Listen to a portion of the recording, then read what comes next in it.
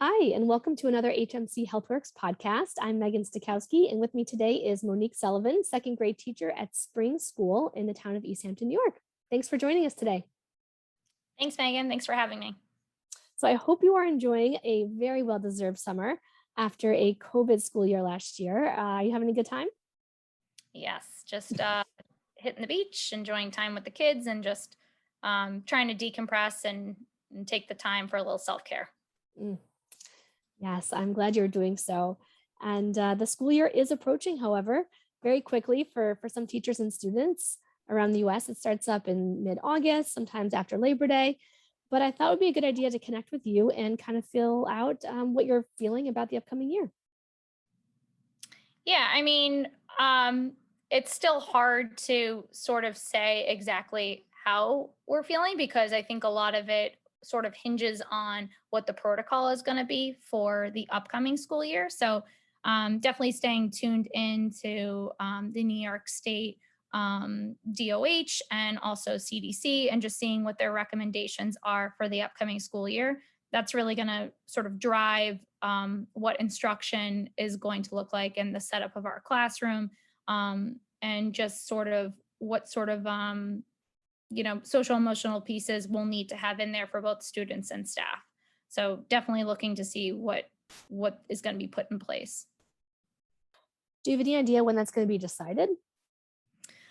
They Most schools offer a summer school program, and so there already is some direction that's being given, but it's really left up to the district to sort of make the recommendation. And most schools are deciding to just stick with the protocol that they had in place the previous school year, to not rock the boat and just carry on with the protocols that they already had in place. So if you were already doing the 6 feet social distance and you had guards put in place on student desks and you were full on masking whether students are older than 12 years old, the school district can basically decide to still do that.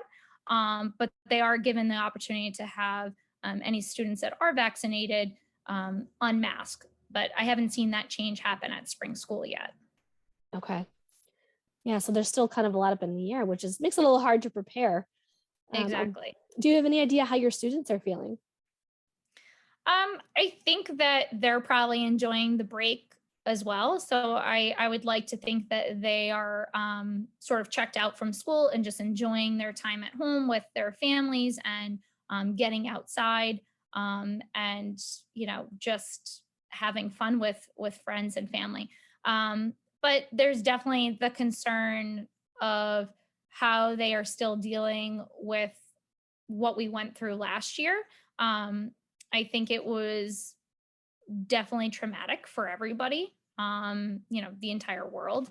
And so coming down from a traumatic experience like that can be different for everybody. So I feel like, especially with the older kids, if you have an older child, my recommendation would just be to make sure to talk to your child, or if you are tutoring and you're an educator yourself, make sure that you're just keeping those lines of communication open, because we tend to see that the younger kids wear their emotions on their sleeve, and they're definitely going to, or they're more apt to tell you when something is wrong, and they'll sort of seek you out.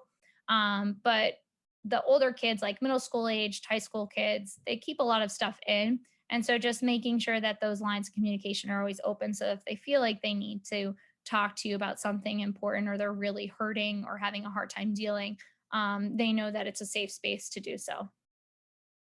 Yeah, that's a great reminder.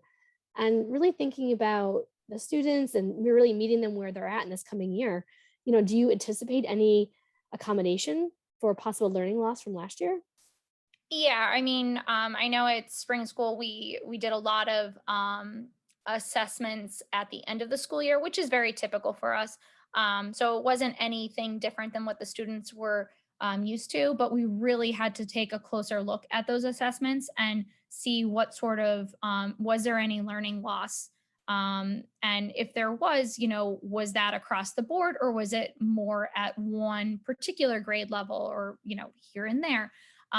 And so the plan for the upcoming school year is to just treat it like a triage situation, which is what we did last year. And kids that need intervention right away, make sure that they don't have to wait through the typical process that we go through as educators, and making recommendations and then having to supply all the data.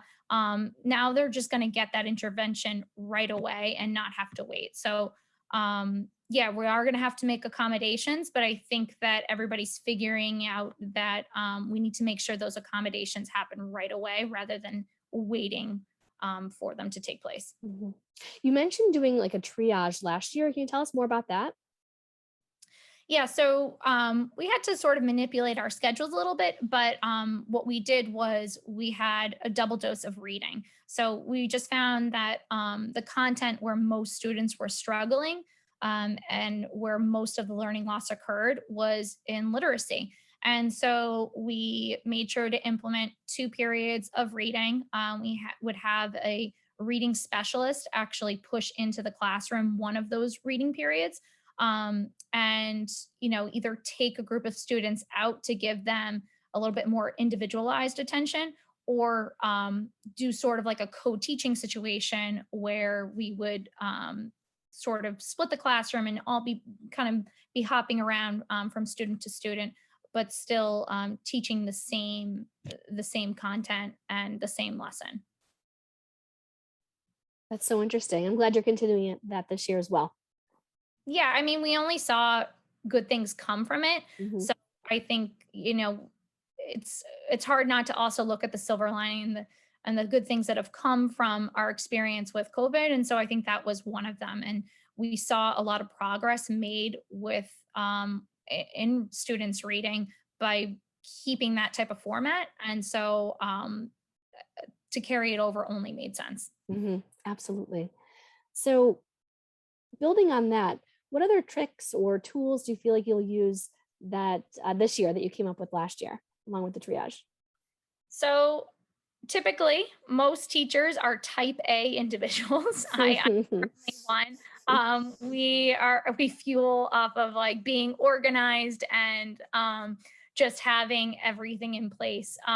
So one of the things that helped us remain organized, but was really effective for both our instruction and for students, was as a grade level, we decided to create PowerPoint slides, and they were daily PowerPoint slides that covered every single content that we wanted to get through during that day.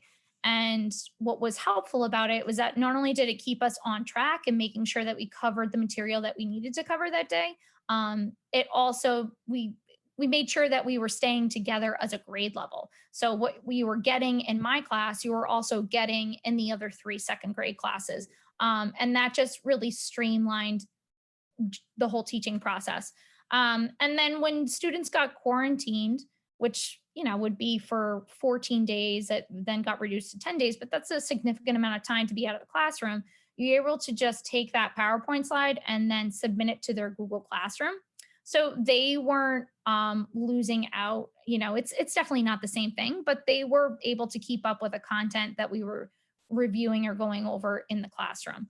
So going forward, I'd like to continue doing that. It's just going to continue to streamline my instruction in the classroom, but also allow students that are out of the classroom, whether you're on vacation or you're sick, it allows the students to stay, um, abreast with what's going on in the classroom.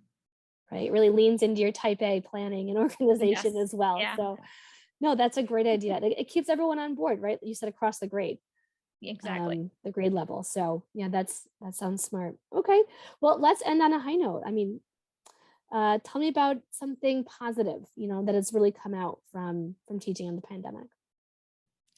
Yeah. I mean, I think as educators, we go into this wanting to foster a relationship with our students, and so that's always been something that I do. Is I really I put a lot of effort into creating a meaningful relationship between myself and my students. But this year, it became so much more important and powerful to do so. And so I think it also went a step further in that I was creating those same relationships with my students' families, and really making sure that I reached out to them to find out if there was anything they needed, if there was anything more I could do to help. It was such a hard and difficult time. And I know with my own three kids, trying to keep them afloat, there was a lot of challenging days. And so anything I could do to help and be there for my students and their families, I wanted to make sure that I had all lines of communication open and that they were able to reach out to me. And one of the most positive things that I think came out of this pandemic for Springs at least is we typically did parent teacher conferences and open house and just anything that you would normally have parents or community members coming into the building for. We've always had that in person. I think that's probably true for most schools, but this year we were really forced to think outside the box. And so we started doing parent teacher conferences and open houses virtually.